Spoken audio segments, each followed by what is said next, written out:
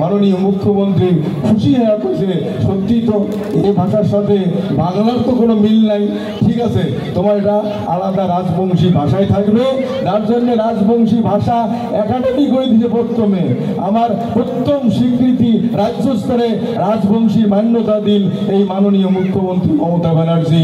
তার জন্যে আমার রাজবংশী জনগোষ্ঠীর তরফ থেকে উনার হিতের দণ্ডবোধ জানাই। একে একে রাজবংশী ডেভেলপমেন্ট কালচার বোর্ড এবং রাজবংশী এই যে ভাষাতে 200টা স্কুল অর্গানাইজ স্কুল আমরা করছি, যে অর্গানাইজ 200টা স্কুল সরকারি মান্যতা দেওয়া হোক।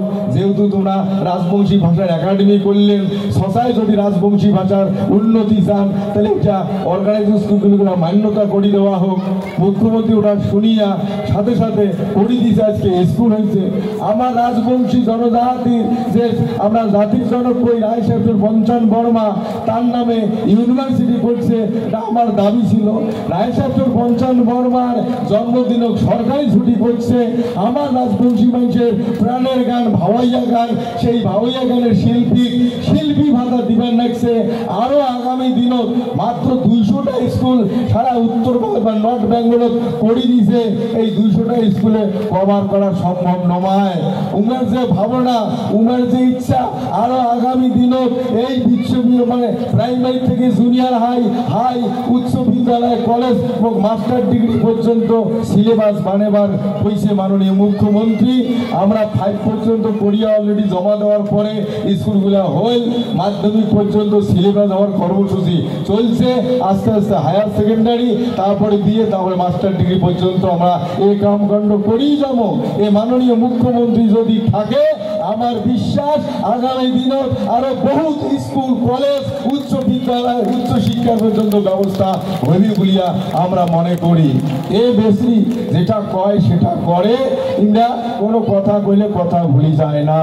সেই কারণে বিচার করিয়া আমরা ঠিক করছি এ মাননীয় মুখ্যমন্ত্রীর হাত যদি শক্ত করা যায়, ইমেজ যদি শক্তিশালী করা যায়, আগামী দিনত আমার যে চুক্তি মোতাবেক একটা সাংবিধানিক অধিকার আছে, সেই অধিকারটার জন্যে যেমন বাংলাদেশ প্রথম স্বাধীন হওয়ার যে পশ্চিম পাকিস্তান হটে দিয়া স্বাধীনতা ঘোষণা করার জন্যে যে কোনো একটা দেশের স্বীকৃতি লাগে, সেদিন কিন্তু ভারতবর্ষের প্রধানমন্ত্রী ইন্দিরা গান্ধী কত কোটি মানুষের পক্ষ থাকিয়া রাষ্ট্রসংঘ জিগির তুলি কইছে, আমি ভারতবর্ষের এত কোটি মানুষের পক্ষ থাকিয়া আমি ঘোষণা করি আজকের থেকে বাংলাদেশ স্বাধীন বাংলাদেশ। এমন একটা কোয়াইয়া খুঁটি বগলত মানসি নাগে, তবে তো একটা দেশ বা একটা জাতির একটা স্বীকৃতি আদায়ের শক্তিশালী হয়। মাননীয় মুখ্যমন্ত্রীর অনুপ্রেরণায় বা প্রচেষ্টায় ছিটমহলের দুঃখ কষ্ট দূর হয়া, ছিটমহল বিনিময় হয়া সেই সিটের মানসি স্বর্গরাজ্য আজকে বাস করিবার লাগছে। মানে জঙ্গল জীবন থেকে বেরিয়ে আসিয়া মনুষ্য সমাজের সব কিছু পায়া বসবাস করিবার লাগছে। আমার বাড়ির বড় বহু সিট আছে, আমার অভিজ্ঞতা আছে সিটের মানুষের কেমন কষ্ট ছিল আর এরা কেমন ভালো আছে। সেটা ভারত সরকার উদ্যোগ নিলেও, বাংলাদেশ সরকার উদ্যোগ নিলেও বিগত বামফ্রন্ট পিরিয়ডে সেটা করে দেয় নাই। কিন্তু মাননীয় মুখ্যমন্ত্রী মমতা ব্যানার্জি ওই মানুষগুলোর দুঃখ দুর্দশা দেখার পরে রাজ্যের তরফ থেকে এনওসি না হলে করা সম্ভব নয়, এনওসি তো দিন উদ্যোগ নিন ছিটমহল সমস্যা সমাধান করার।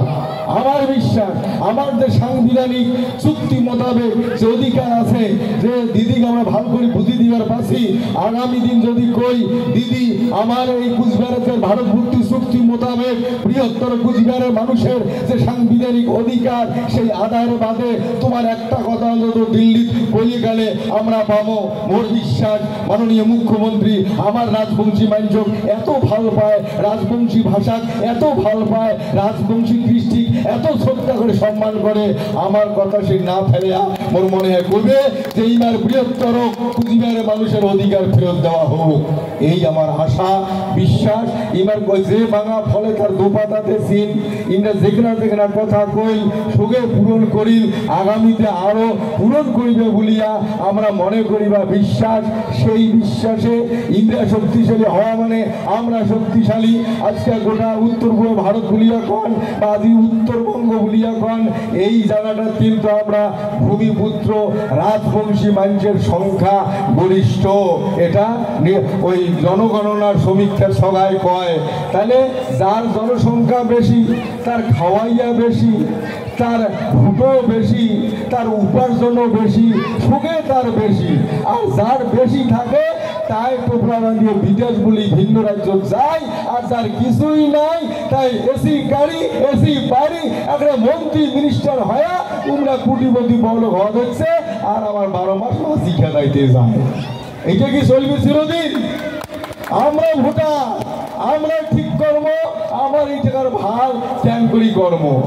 আমরা শেখা পেলকা ভাল পাই, আর দেখলে নেতা মন্ত্রী হয় ওটা শেখা পেলকার কথা শুনে নাকসিপি ধরে। তো ওই মানুষটা ক্যাং করি জানবে শেখা পেলকা ক্যাং করি আনবে, আর শেখা পেলকা হলে গেলে 2 গ্লাস ভাত আমরা বেশি খাই। তাহলে আমদনিটা যদি আমাদের জানা মানুষে আমদনি হয়, মোরে মাও বা মোর পিসাই বা কাকি জ্যাঠাই যদি ভাত চাইতে আনবে, যদি এখানে শীতলের আওটা আনবে, তাহলে খাওয়াটা শান্তি হবে না না হবে?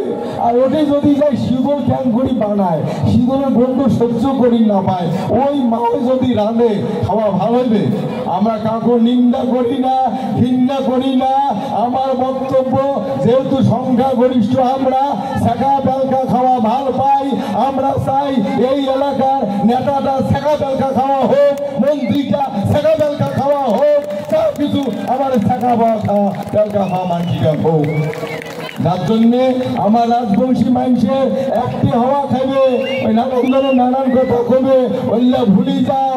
আমার ভাল যে কোনো মানুষের ভাল অন্য মানুষের করে না।